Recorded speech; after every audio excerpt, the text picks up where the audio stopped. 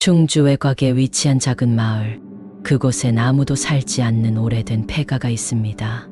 이 집은 한때 번성했던 집이었지만 지금은 잊힌 채 방치되어 있습니다. 그러나 그 집을 둘러싼 이야기는 단순한 폐가의 역사를 넘어섰습니다. 몇 년 전 도시에서 온 젊은 사진작가가 이 폐가에 관심을 갖고 방문했습니다. 그는 이곳의 쓸쓸한 분위기와 낡은 집의 모습을 촬영하기 위해 카메라를 들고 집 안으로 들어갔습니다. 창문은 깨져 있었고 벽지는 군데군데 벗겨져 있었으며 오래된 나무 바닥은 걸을 때마다 삐걱거렸습니다. 그러나 그가 촬영을 시작하자마자 이상한 일이 벌어졌습니다. 카메라의 셔터가 혼자서 계속 눌려지고 찍힌 사진들에는 그가 보지 못했던 이상한 그림자들이 나타났습니다. 처음엔 그냥 오래된 집이라 그런가 보다 생각했지만 점점 상황은 기괴해졌습니다.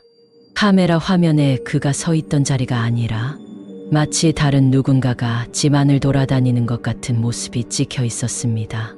그는 불안감을 느끼며 촬영을 멈추고 집을 나가려 했습니다. 그러나 그 순간 집 안에서 아이의 웃음소리가 들려왔습니다. 그 소리는 집 안의 벽을 타고 퍼져나가더니 점점 가까워졌습니다.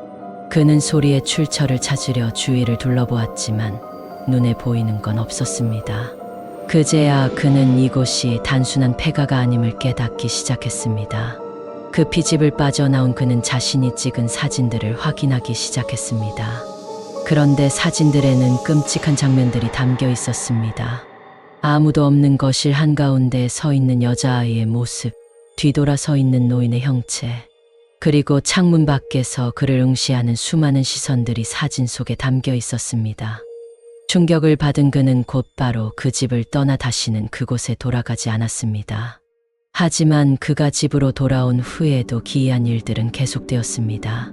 집에 있을 때마다 사진 속에서 본 그 아이의 웃음소리가 들려왔고, 밤이면 그 아이가 그의 꿈속에 나타나 그를 쫓아다니는 악몽이 반복되었습니다. 결국 그는 모든 사진을 지우고 카메라도 버렸지만 소문에 의하면 그는 이후로도 끊임없이 그 집의 환영에 시달렸다고 합니다.